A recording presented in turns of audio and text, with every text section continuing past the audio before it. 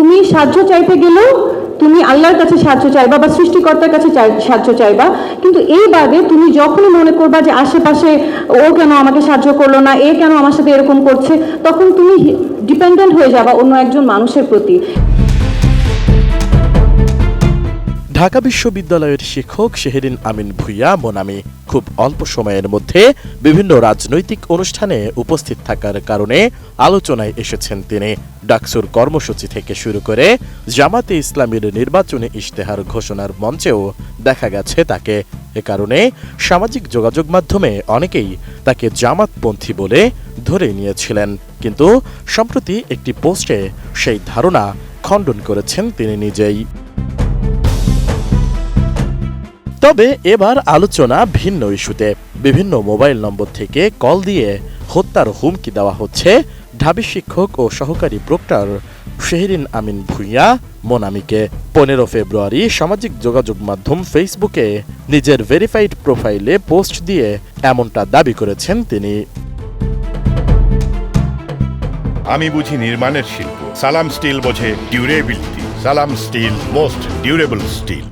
পোস্টে হুমকিদাতা উল্লেখ করে অনেকগুলো স্ক্রিনশট শেয়ার করেছেন মোনামি, যেখানে দেখা গেছে বিভিন্ন অপরিচিত নম্বর থেকে তাকে ফোন করা হয়েছে। তিনি লিখেছেন, 13 ফেব্রুয়ারির পর থেকে তিনি অসংখ্য মৃত্যুর হুমকির সম্মুখীন হচ্ছেন। তবে তিনি মনে করেন সব মুসলমানকেই মৃত্যুর জন্য প্রস্তুত থাকা উচিত। আর সেই 31 জুলাই 2024 থেকেই তিনি মৃত্যুর জন্য প্রস্তুত আছেন। এর আগে ছবি বিকৃত করে ফেসবুকে পোস্ট করা এবং অশালীন মন্তব্য করার অভিযোগে শাহবাগ থানায় সাইবার সুরক্ষা আইনে মামলা করেন মোনামি। পাশাপাশি 13 ফেব্রুয়ারি দেয়া এক পোস্টে নিজেকে জাতীয় নাগরিক পার্টির সমর্থক দাবি করেন ঢাবি শিক্ষক মোনামি। পোস্টে তিনি লেখেন, আমি এনসিপির একজন একনিষ্ঠ সমর্থক। গত ত্রয়োদশ জাতীয় সংসদ নির্বাচনে আমি 11 দলীয় জোটের সক্রিয় সমর্থক ছিলাম।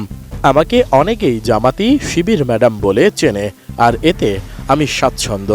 কখনো কখনো আমি গর্বের সঙ্গেই এই নামগুলো নিজের করে নিই। আসলে বিষয়টা কি জানেন, একটা টাইমে বুলিং করতে করতে করতে এমন অবস্থা হয়ে গেছে যে আমার আসলে মানে দেশ আমার গায়ে লাগে না।